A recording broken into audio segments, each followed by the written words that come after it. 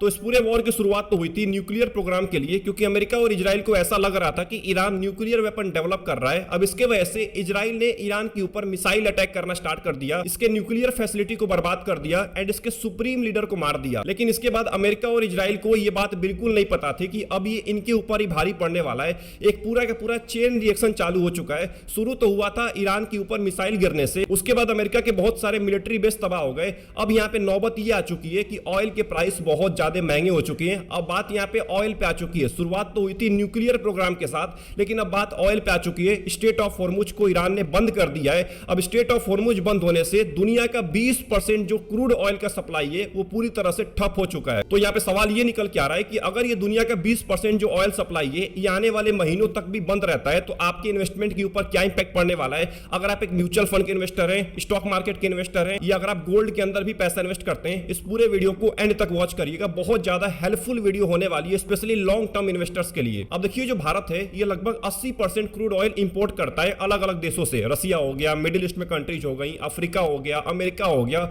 इन सब देशों से क्रूड ऑयल इंपोर्ट करता है। अब ध्यान रखना है, जब स्ट्रेट ऑफ हॉर्मुज को बंद किया गया है तो पूरे के पूरे इंडिया के ऑयल सप्लाई के ऊपर इंपैक्ट पड़ा है। अब जब ऑयल के प्राइस महंगे होंगे तो इंडिया के इकोनॉमी के ऊपर भी बहुत ज्यादा इंपैक्ट पड़ने वाला है, क्योंकि आज के टाइम में जो क्रूड ऑयल का प्राइस है वो 105 से लेके 110 डॉलर के बीच में ट्रेड कर रहा है। अब जब इतना ज्यादा महंगा हो चुका है क्रूड ऑयल का प्राइस केवल एक महीने के अंदर में, तो इससे स्टॉक मार्केट के ऊपर भी बहुत ज्यादा इंपैक्ट देखने को मिल रहा है। एंड अभी एक दिन पहले ईरान ने कतर के एलएनजी और जीटीएल फैसिलिटी के ऊपर बहुत बड़ा अटैक किया है। अब देखिए, कतर एनर्जी के जो सीईओ हैं यानी कि साद अल काबी, इनका यह कहना है कि 14 में से 2 एलएनजी ट्रेन के ऊपर अटैक किया गया है एंड 2 जीटीएल यानी कि गैस टू लिक्विड फैसिलिटी के ऊपर अटैक किया गया है। अब इसके वजह से एलपीजी के एक्सपोर्ट कैपेसिटी के अंदर 17% की गिरावट देखने को मिल सकता है एंड एलपीजी के प्रोडक्शन के अंदर 13% की गिरावट देखने को मिल सकता है इस पूरे के पूरे अटैक की वजह से। और ध्यान रखना है, कतर एनर्जी का यह भी मानना है कि जो ये डैमेज हुआ है ना, इसको रिकवर होने में, मतलब इसको दोबारा बिल्ड होने में 3 से लेके 5 साल का टाइम लग सकता है। मतलब आने वाला 3 से लेके 5 साल बहुत ज्यादा डिस्टर्ब रहने वाला है एलपीजी और एलएनजी के लिए। और भारत आज के टाइम में दुनिया का दूसरा सबसे बड़ा एलपीजी इंपोर्टर है। अगर बात करूं मैं केवल कतर की, तो कतर लगभग 30% के आसपास एलपीजी एक्सपोर्ट करता है भारत को। लगभग 9 से लेके 11 मिलियन टन एलपीजी इंपोर्ट होता है भारत के अंदर में हर साल। अब जब ये अटैक हुआ था कतर के अंदर में, इसके बाद इंडियन स्टॉक मार्केट पूरी तरीके से हिल गया। इंडियन स्टॉक मार्केट में वेडनेसडे के दिन लगभग 3% की एक शार्प गिरावट देखने को मिला था। एंड सबसे इंपॉर्टेंट, पिछले एक महीने के अंदर में लगभग 10% की गिरावट है। पिछले 6 महीने में 8% तक की गिरावट है इंडियन स्टॉक मार्केट में।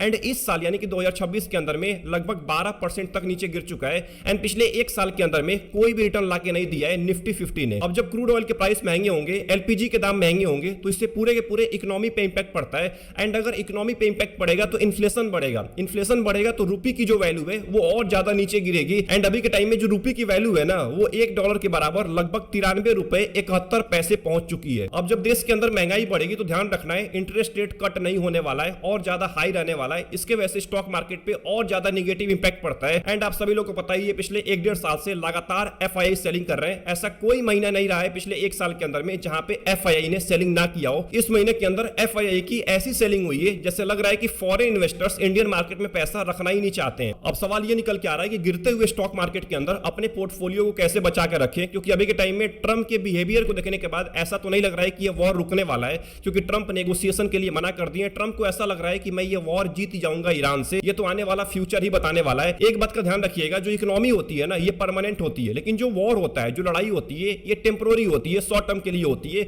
अगर ये वॉर एक महीना और बढ़ भी जाता है तो इससे ज्यादा कुछ इंपैक्ट नहीं पड़ने वाला है। लेकिन एक बात का ध्यान रखना है, इस बीच के अंदर में कंपनीज की जो ग्रोथ होती है ना, वो स्लो हो जाती है। अब स्लो ग्रोथ की वजह से लोगों को ऐसा लगता है कि अब तो सब कुछ बर्बाद हो चुका है, अब स्टॉक मार्केट नीचे गिरना स्टार्ट हो चुका है। ऐसा बिल्कुल मत समझिएगा, क्योंकि लॉन्ग टर्म के अगर आप इन्वेस्टर हैं, आने वाले 10 साल, 15 साल, 20 साल के लिए पैसा इन्वेस्ट कर रहे हैं, तो इसका रद्दी भर फर्क नहीं पड़ने वाला है। क्योंकि जैसे ये वॉर खत्म होगा, क्योंकि मुझे लग रहा है कि आने वाले कुछ दिनों के अंदर में या कुछ हफ्तों के अंदर में ये वॉर खत्म हो सकता है। अगर ये वॉर खत्म होगा तो ध्यान रखिएगा, मार्केट बहुत तेजी के साथ रैली करने वाला है। अब यहाँ पे सवाल निकल के आ रहा है कि एक म्यूचुअल फंड इन्वेस्टर या स्टॉक मार्केट इन्वेस्टर को अभी के टाइम में क्या करना चाहिए। तो सबसे पहले तो आपको ये गलती नहीं करनी है, अपने एसआईपी को बंद नहीं करना है। अगर यहां से मार्केट 5% और नीचे गिर जाता है, आपको घबरा के अपने एसआईपी को बंद करके बाहर नहीं निकल जाना है। यही टाइम होता है अपने एसआईपी को बढ़ाने का। मैं ये बोलूंगा कि लमसम मत करिएगा अभी के टाइम में, लमसम करने से बचिएगा। अगर आप एक स्टॉक मार्केट के इन्वेस्टर हैं, म्यूचुअल फंड के इन्वेस्टर हैं, एक बार ज्यादा पैसा मत इन्वेस्ट करिएगा स्टॉक मार्केट के अंदर, क्योंकि अभी कोई भरोसा नहीं है कब वॉर रुकने वाला है,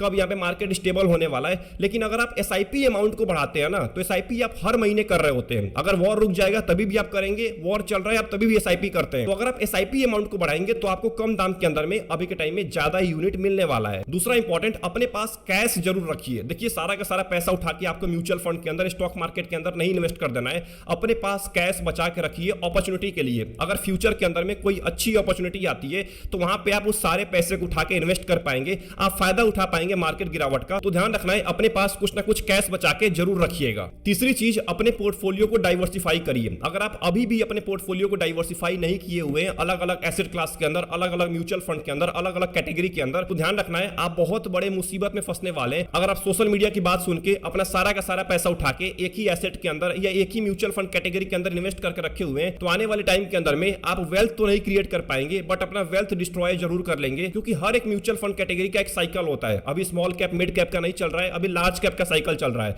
तो अगर आपका एलोकेशन लार्ज कैप में अभी के टाइम में नहीं है तो आपका पोर्टफोलियो बहुत नीचे गिर चुका होगा। आपसे वो लोग आगे हो चुके होंगे जिन्होंने आपके बाद पैसा इन्वेस्ट किया है। सोचिए आपके बाद जिन्होंने पैसा इन्वेस्ट किया है वो आपसे ज्यादा रिटर्न बना के बैठे होंगे। अगर वो लार्ज कैप के अंदर पैसा इन्वेस्ट करके बैठे हुए हैं तो अपने पोर्टफोलियो को डाइवर्सिफाई करिए। केवल इक्विटी के अंदर ही नहीं, गोल्ड के अंदर भी कुछ पैसा इन्वेस्ट करिए। मान सकता हूं कि अभी के टाइम में गोल्ड के अंदर गिरावट है। क्यों गिरावट है? क्योंकि इन्फ्लेशन का खतरा यहां पे मंडरा रहा है और सबसे इंपॉर्टेंट डॉलर की वैल्यू बढ़ती जा रही है। इसके वजह से गोल्ड नीचे गिर रहा है। बट जैसे ही वॉर खत्म होगा ना, गोल्ड के अंदर भी आपको रैली देखने को मिल सकता है। एंड आखिरी चीज है साइकोलॉजी। अब देखिए मार्केट में जो पैसा बनता है ना, ये नॉलेज से नहीं बनता है, ये डिसिप्लिन से बनता है। जितने आप डिसिप्लिन इन्वेस्टर होंगे उतने ज्यादा आप पैसे बना पाएंगे। क्योंकि जो 90% इन्वेस्टर्स होते हैं वो इसी टाइम पे पैनिक सेलिंग करते हैं, क्योंकि वो न्यूज को देख रहे होते हैं, शॉर्ट टर्म के बारे में सोच रहे होते हैं। अब ये आपको नहीं सोचना है। अगर आप एक लॉन्ग टर्म इन्वेस्टर हैं, अगर आप लंबे टाइम तक पेशेंस रख सकते हैं तो आपको इन चीजों के बारे में नहीं सोचना है। आपको बस अपने प्लान को फॉलो करना है। जो भी आपका गोल है ना, बस उसको सिंपल फॉलो करते रहिए। अपने पोर्टफोलियो को डाइवर्सिफाई करके रखिए। सबसे इंपॉर्टेंट, रीबैलेंस करते रहिए टाइम टू टाइम। अगर आप इक्विटी गोल्ड के अंदर पैसा इन्वेस्ट कर रहे हैं या इक्विटी डेट के अंदर पैसा इन्वेस्ट कर रहे हैं तो उसको रीबैलेंस करना बहुत जरूरी होता है। क्योंकि जब इक्विटी मार्केट नीचे गिरता है तो इक्विटी वाला लोकेशन नीचे गिर जाता है एंड डेट वाला लोकेशन ऊपर चला जाता है।